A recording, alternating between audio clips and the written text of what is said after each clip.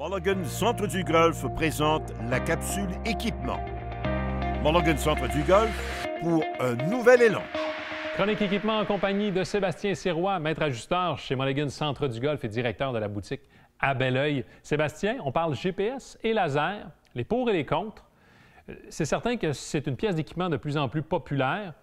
Au cours des 10 dernières années, qu'est-ce qui a le plus évolué selon toi? Je vous dirais la précision des distances, la rapidité auquel vous donne les distances et la capacité de stockage des terrains de golf à l'intérieur des GPS ou des montres. On a les lasers, on a les GPS, comme je l'ai mentionné, il y a des modèles, il y a des prix. Comment tu guides le consommateur? En fait, on va souvent poser la question si la personne est membre du même terrain de golf. Est-ce que lui, il joue surtout sur des terrains qui sont un peu plus montagneux? À ce moment-là, on va pouvoir lui suggérer, si la personne est membre, peut-être plus un laser qui est beaucoup plus précis, ou si la personne joue sur plusieurs terrains de golf, on va suggérer à ce moment-là peut-être la montre ou le GPS. Parlant de montre, les avantages et les désavantages d'avoir une montre GPS? La montre, beaucoup plus rapide d'avoir la distance. À chaque pas que vous faites, ça diminue la distance au trou. Ça vous donne 3 distances, le début, milieu et fin du verre. Vous allez pouvoir aussi avoir les trous qui sont coudés, le début et la fin du trou.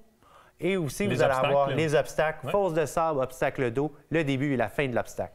Qu'est-ce qui va différencier d'un point de vue prix d'une montre plutôt qu'un autre?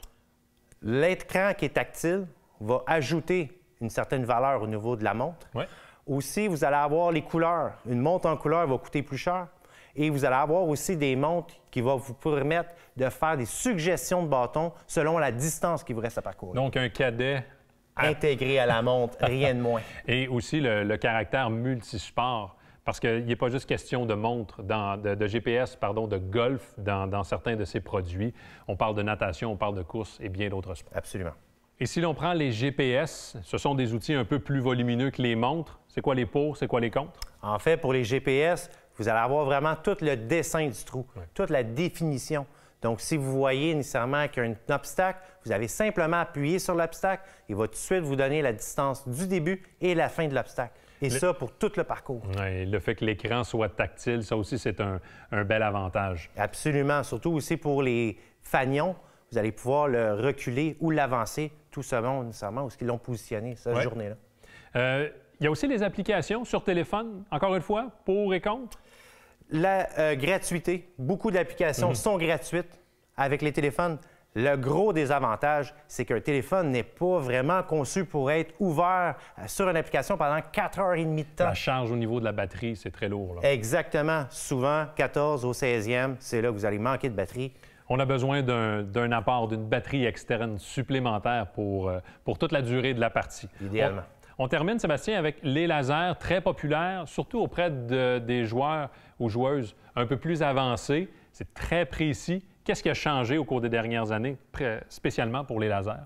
Bien, au niveau des lasers, vous allez avoir vraiment 2 modèles différents. Un qui va vous donner vraiment la distance du point A au point B et l'autre qui va vous donner aussi avec la dénivellation. Donc, on s'entend si le terrain est surélevé ou le terre de départ est surélevé. Oui, en terrain montagneux. En terrain montagneux, idéal, ça va être encore plus précis et ça va vous rajouter ou enlever les distances selon la dénivellation. Oui, et il faut rappeler que la fonction au niveau de la dénivellation, c'est illégal si vous faites de la compétition seulement. Sébastien, c'est déjà la fin. Merci beaucoup. Belle première expérience pour moi. Tu m'avais sorti de la zone de confort. Très agréable. On se revoit sur les parcours en 2023. Merci beaucoup pour ta collaboration, Sébastien.